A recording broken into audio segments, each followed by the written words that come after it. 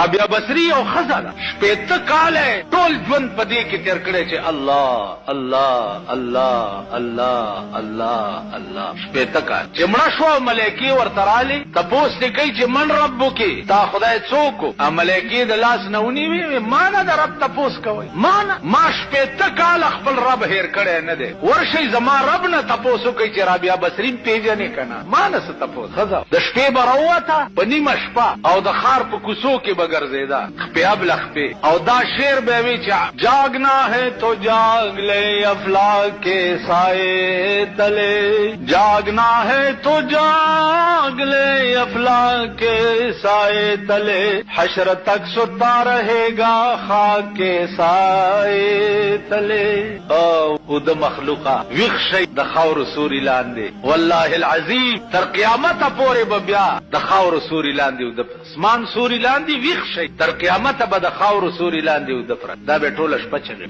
وینځه د ابراهیم ابن ادهم وینځه ټول اورات په خدمت کې تیر ټول اورات او د شپې په یخو بو باندې او د سکی او 2 رکعات نفل نیت تړ نو 15 سپاره به په یو رکعت کې ویلې او 15 سپاره به په بل رکعت سلام وګرځولو په سجده پرې وته خدای ته وی چې الله ته په ما مینه خدای زستا ډیره خوخه خدای ته په ما مینه بادشاہ دا ګونګړاهټ واوریدو د دې کمرې سره چې غوږی کې خو نو دا وای بادشاہ دروازه وټکولا چې ورننه وته ورتل بیا د به دا څوې د سمو وای چې خدای ته په ما مینه د سی وای چې خدای ز پتا مینه هغه وینځه بادشاہ ته داسې ګوري ورتل